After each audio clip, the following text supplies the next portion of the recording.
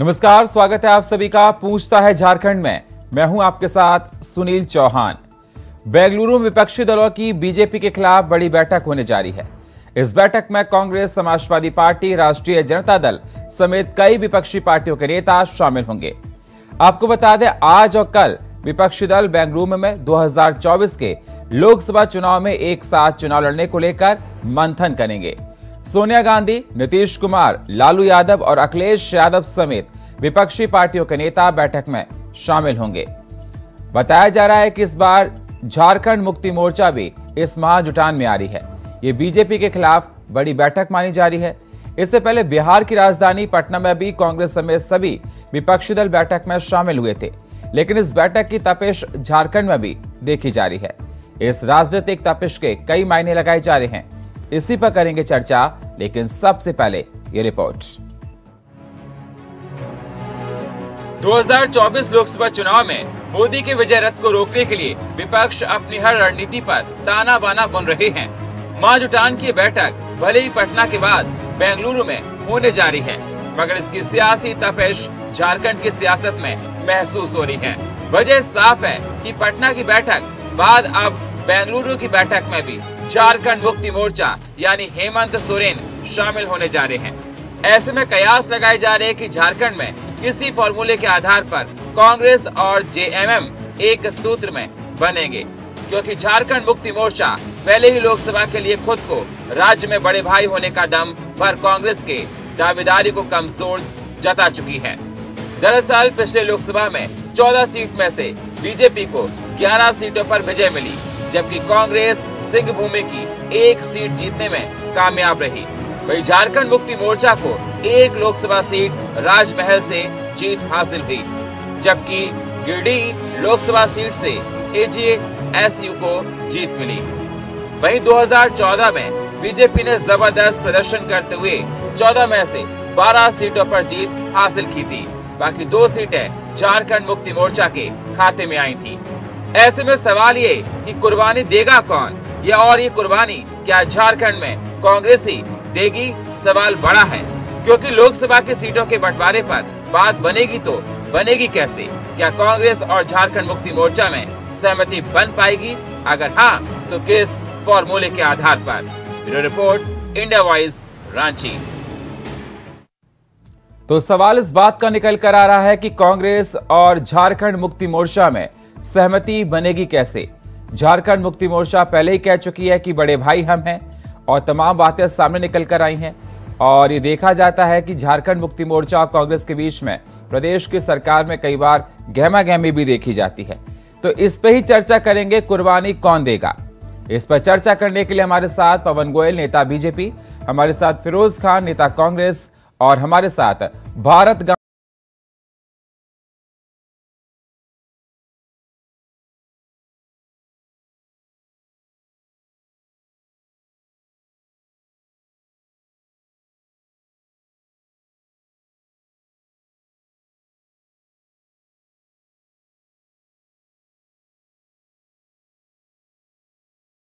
और इस पर चर्चा करने के लिए हमारे साथ फिरोज खान, नेता कांग्रेस के जुड़ चुके हैं। हमारे साथ भारत गांधी, वरिष्ठ पत्रकार, हमारे साथ जुड़ चुके हैं, और थोड़ी देर में हमारे साथ जुड़ेंगे पवन गोयल, नेता बीजेपी। स्वागत आप सभी मेहमानों का हमारे साथ चर्चा में जुड़ने के लिए।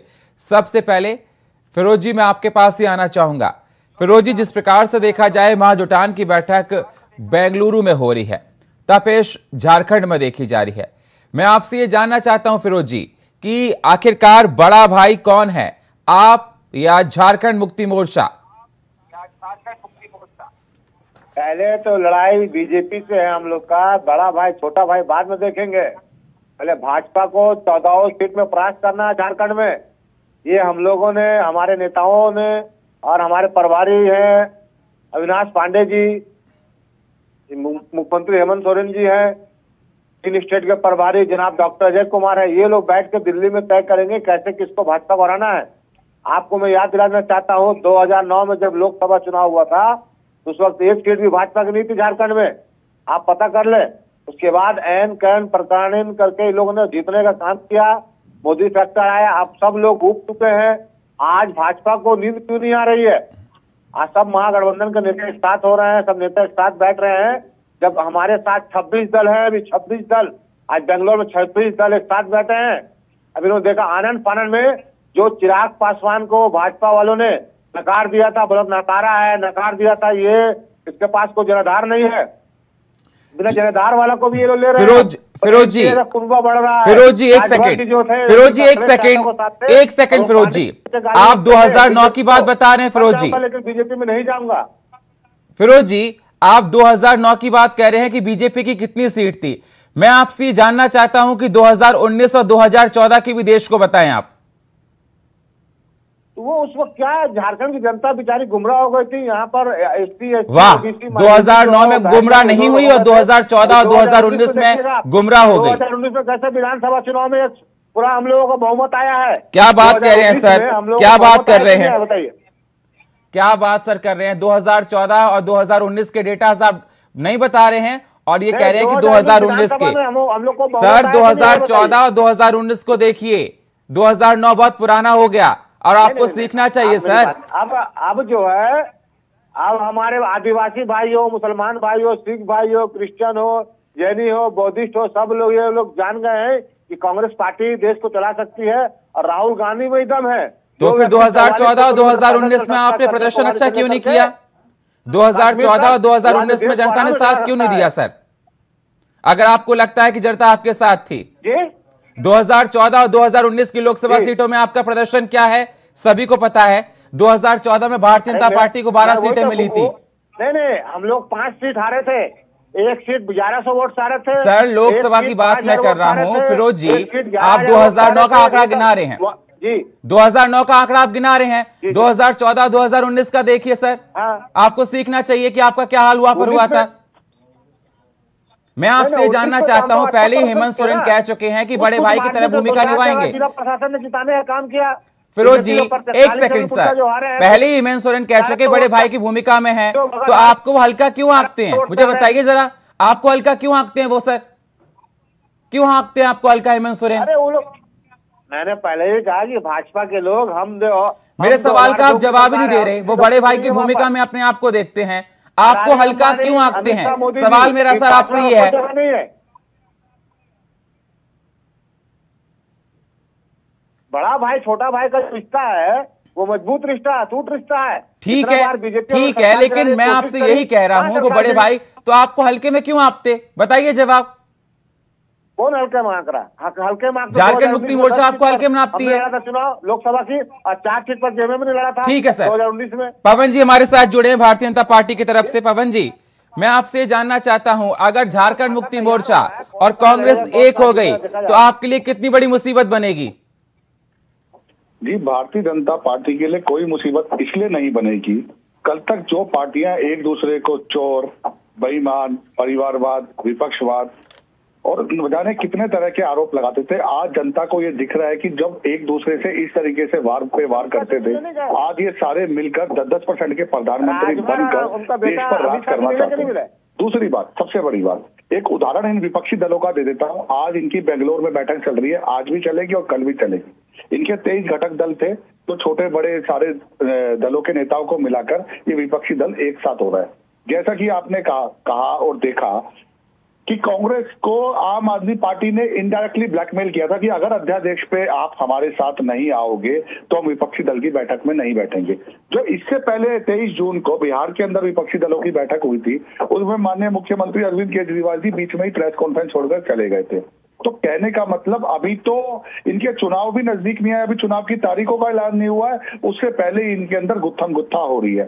दूसरी बात, आज मैं कांग्रेस से ये पूछना चाहता हूं, कांग्रेस का पंजाब का दल, दिल्ली का दल और गुजरात का दल, जो कल तक आम आदमी पार्टी को ये कहता था ये भाजपा की बी टीम है, क्या आज वो ए टीम हो गई कांग्रेस की? अब आज के बाद ये प्रश्न बिल्कुल भी नहीं उठाएंगे कि भाजपा की बी टीम आम आदमी पार्टी है। और ये भाजपा पहले से ही कहती आई थी कि कांग्रेस और आम आदमी पार्टी दोनों एक ही है।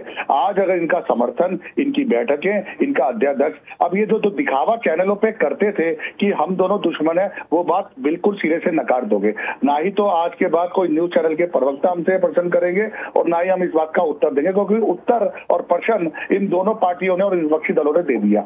वही आम आदमी पार्टी जो जेडीयू को कहती थी ये परिवारवाद की पार्टी है, जो लालू प्रसाद यादव को चारा घोटाला कहती थी, जो एनसीपी को चोर कहती थी, और जो कांग्रेस को कहती थी मैं अपने बच्चों का कसम खाता हूँ, मैं मुख्यमंत्री, मैं आज के बाद कांग्रेस के साथ ना गठबंधन करूंगा, ना कोई समर्थन दूंगा, ना लूंगा, उसके बाद मैं दिल्ली छोड़कर कहीं नहीं जाऊंगा। तो ये सारे वादे, ये विपक्षी दल सारे वही हैं जो एक दूसरे को चोर, बदमाश, बेईमान, परिवारवाद और अपने अपने स्टेट का राजा कहते थे। और इनसे अगर पूछा जाए कि आपका 2024 में प्रधानमंत्री दल का उम्मीदवार कौन होगा, तो इनका जवाब आता है कि हमारे पास बहुत सारे उम्मीदवार हैं। मैं अभी चैनलों में देख रहा था, कांग्रेस के प्रवक्ता ये बोल रहे थे हमारे पास प्रधानमंत्री के लिए राहुल गांधी जी हैं, केजरीवाल जी है, समाजवादी है, अखिलेश यादव है, टीएमसी है, आरजेडी है। कांग्रेस के प्रवक्ता सुनील जी ये बात कह रहे थे। अब आप इससे आइडिया लगा लीजिए कि ये देश में राजनीति करना चाहते हैं, ये व्यापार करना चाहते हैं।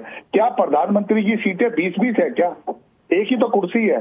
तो इस तरीके से जो अब ये घोटाले वाले जो एक दूसरे पे आरोप लगाते हैं, जो छोटा भाई बड़ा भाई हो गए हैं, ये सब जनता देख रही है और जनता इनको सिरे से नकार देगी। लेकिन मैं पवन जी आपसे यही जानना चाहता ना, आपके लिए तो मुसीबत बन जाएगी सर, ये दोनों एक हो जाएंगे, झारखंड मुक्ति मोर्चा और कांग्रेस, तो फिर आप कैसे जीत पाएंगे सर? और आप कह रहे, एक सेकंड पवन जी आपने कहा कि ये लोग मिल गए, ये लोग मिल गए। आप भी देखिए ना सर, ओपी राजभर भी तो आपके में आ गए। ओपी राजभर तो ये कहते थे कि मैं जमीन में इनको ऐसा कर दूंगा।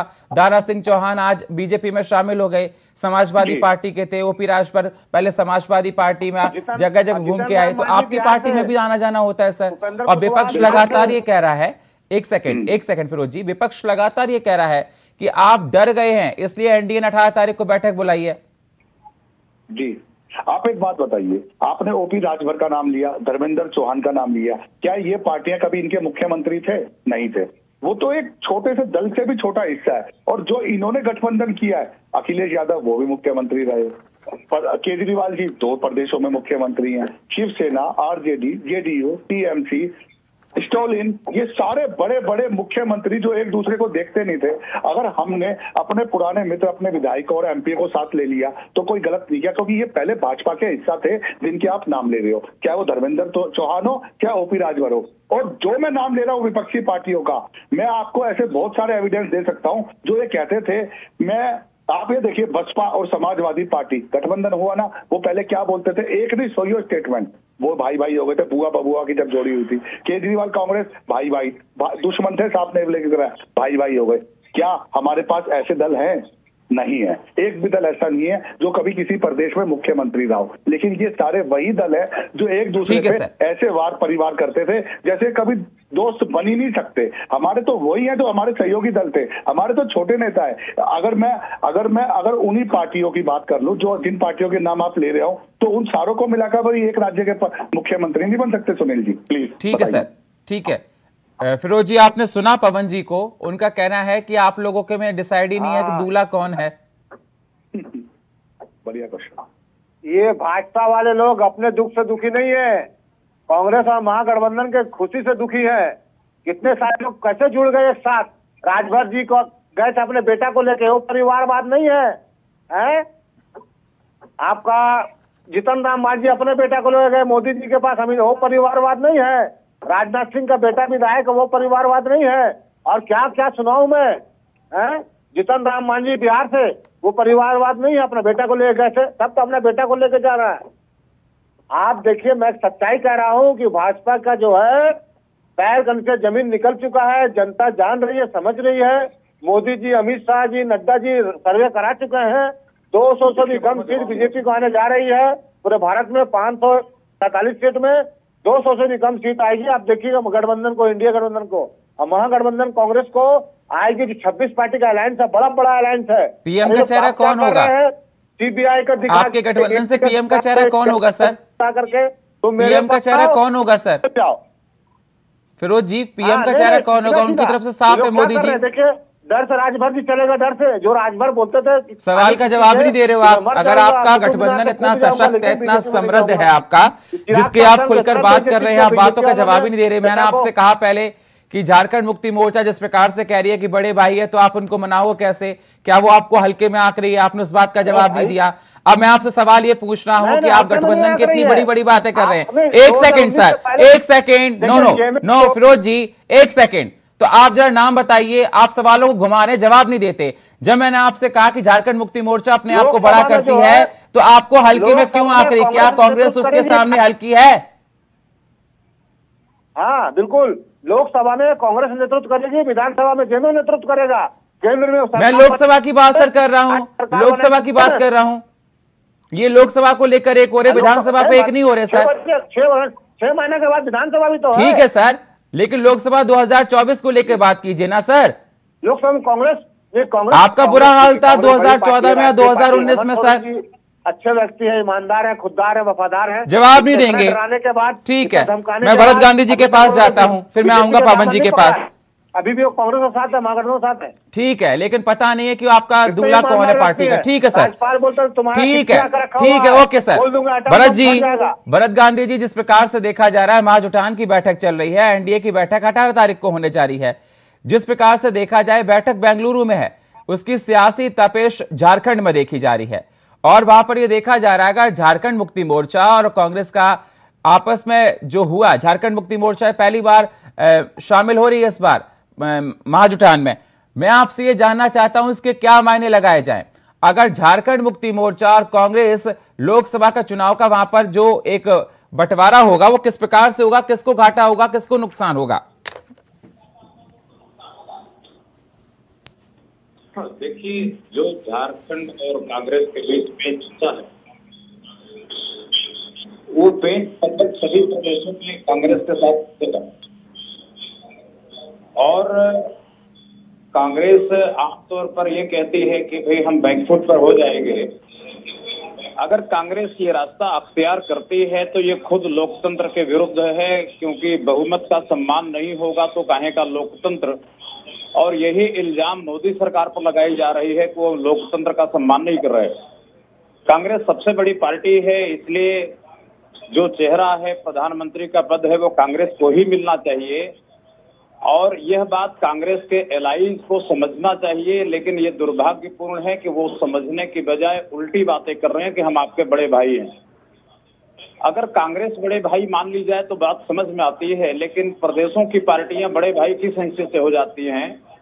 और जब देश का चुनाव है, प्रदेश का चुनाव नहीं है, तो देश के स्तर पर सबसे ज्यादा सीटें कांग्रेस की आज भी हैं और कल भी आनी तय हैं। ऐसी स्थिति में कांग्रेस को ही बड़ा भाई मानना चाहिए और कांग्रेस को लीडरशिप देना चाहिए। लेकिन यह बात कांग्रेस एलाइज में सहमति बनती दिखाई नहीं दे रही है। यह इस महागठबंधन की बड़ी समस्या है। और जो दूसरी समस्या है चेहरे की है। मोदी सरकार, भारतीय जनता पार्टी मजबूती से नरेंद्र मोदी जी को एक चेहरे के रूप में पेश करेगी और यहाँ पर महागठबंधन यानी कांग्रेस गठबंधन पूरी तरह से नाकाम साबित होगा। और जनता में ये संदेश जाएगा कि जब ये लोग एक चेहरा नहीं तय कर पाए तो ये सरकार कैसे चलाएंगे। और ये परिणाम ये होगा कि जिस दिन इलेक्शन होना होगा वो एक दिन पहले जो कांग्रेस गठबंधन को मन बनाए भी थे वोट देने का, वो बीजेपी को वोट दे देंगे। ये दूसरी समस्या है। तीसरी समस्या ये है कि कांग्रेस गठबंधन हमेशा दो बातें उठा रही है कि संविधान खतरे में है, लोकतंत्र खतरे में है और धर्मनिरपेक्षता खतरे में है। ये तीनों ही शब्द देश का आम वोटर नहीं समझता। न उसे संविधान का महत्व मालूम है, न लोकतंत्र का अर्थ मालूम है, न उसे यह मालूम है कि धर्मनिरपेक्षता कौन सी चिड़िया होती है। अब समस्या कांग्रेस अलायंस के साथ ये है कि वो बीजेपी के सामने कोई ऐसा मुद्दा नहीं पेश कर पा रहे हैं जो बीजेपी स्वीकार न कर सके और जो आम जनता लपक ले। यह जो कांग्रेस गठबंधन है उसकी दृष्टिहीनता की समस्या है कि उसके पास विजन की भी कमी है कि मोदी से लड़ने के लिए विजन क्या चाहिए, दर्शन क्या चाहिए। वो डिफेंसिव मोड में है कि हम संविधान बचाएंगे, धर्मनिरपेक्षता बचाएंगे, समाजवाद बचाएंगे और लोकतंत्र बचाएंगे। ये सब किसी शब्द का अर्थ देश की आम जनता को नहीं मालूम, जो वास्तव में वोट बैंक है जो सरकारों की किस्मत तय करती है। पांचवी बात समस्या ये है कि जैसे पिछली बार कांग्रेस अलायंस और समाजवादी पार्टी का या बसपा सपा का अलायंस हुआ था यूपी में, वहां पर अपने सुप्रीमोस की बात उनके ही पार्टी के वोटर ले और कार्यकर्ताओं ने नहीं माना। तो ये जो अलायंस बन रहा है ये केवल पार्टी सुप्रीमोस के बीच संवाद हो रहा है। इन सभी दलों के प्रदेश अध्यक्ष, इन सभी दलों के जिला अध्यक्ष, ब्लॉक अध्यक्ष, इनका कोई सम्मेलन नहीं हो रहा है। इनके बीच कोई कम्युनिकेशन, कोई संवाद कायम नहीं किया जा रहा है। तो नीचे का तबका अपने ही पार्टियों के अध्यक्षों के विरुद्ध इलेक्शन के समय विद्रोह कर सकता है, ऐसा वो यूपी में कर चुका है। इसलिए जो सपना देखा जा रहा है कांग्रेस अलायंस की तरफ से, वो सपना अचानक चकनाचूर हो सकता है, जैसा कि गांधी जी लास्ट बात और छठवीं बात ये गांधी जी, मेरा सवाल इस बात का है कि हेमंत सोरेन पहले ही बता चुके हैं कि बड़े भाई हैं। तो मेरा सवाल इस बात का है कि झारखंड को लेकर खासकर बड़े भाइयों विधानसभा में सर, लोकसभा कोई नहीं छोड़ेगा, लोकसभा कोई नहीं छोड़ेगा। ये आप कैसे कह सकते विधानसभा बड़े भाई हैं? उन्होंने कहा साफ तौर पर कि मैं बड़ा भाई हूं सर। और तो क्या कांग्रेस को कुर्बानी देनी पड़ेगी? और सवाल इसमें यह भी निकलकर सर आता है, अगर वो बड़े भाई अपने आप को बड़ा मानते हैं तो क्या वो कांग्रेस को हल्का मान रहे हैं?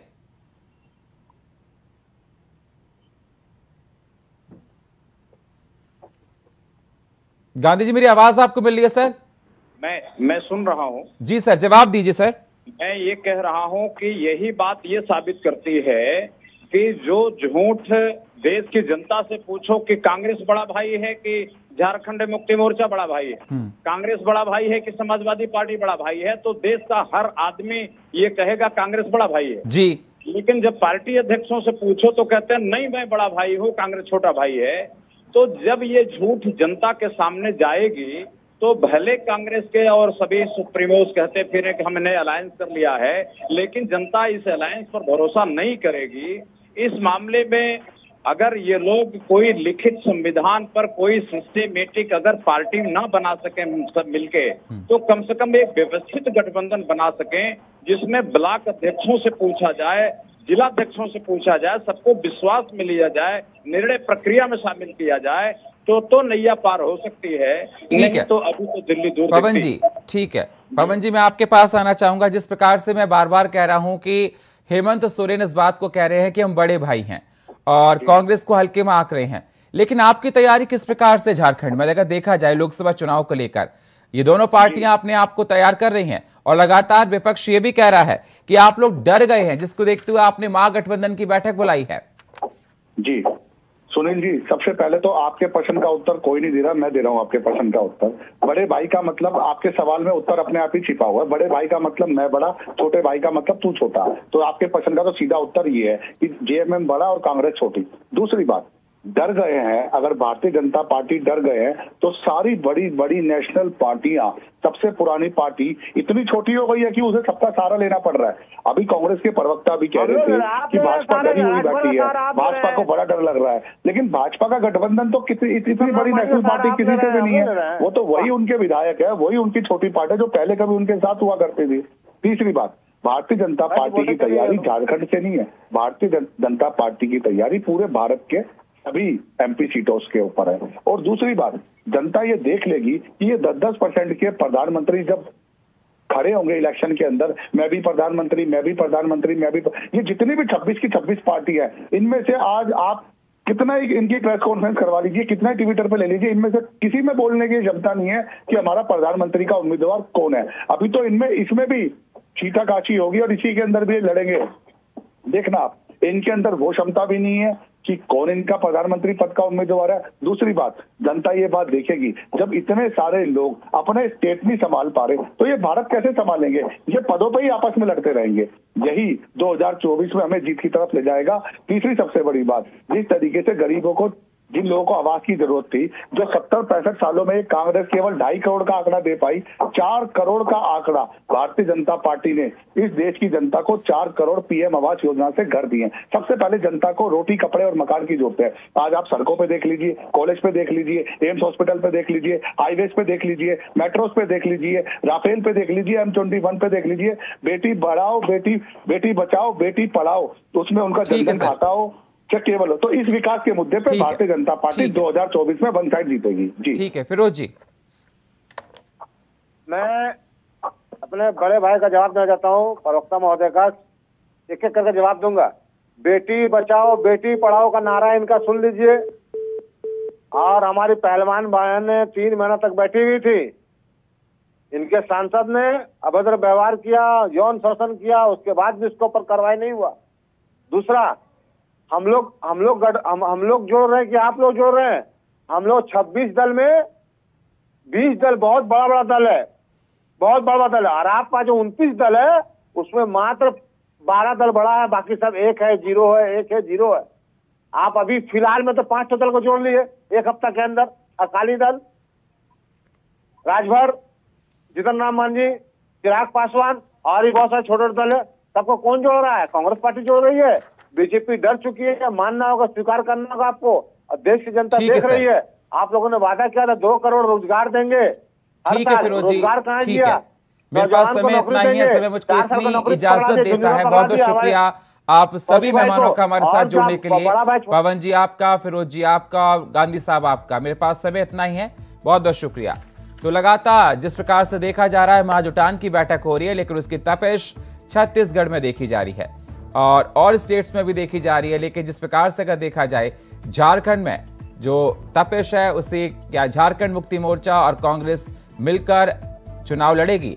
और अगर लड़ेगी तो सीटों का बंटवारा कैसे होगा, ये सवाल निकल कर आ रहा है। और फिलहाल हमारे इस खास प्रोग्राम में इतना ही। बाकी खबरों के लिए आप बने रहिए इंडिया वॉइस के साथ। तब तक के लिए नमस्कार।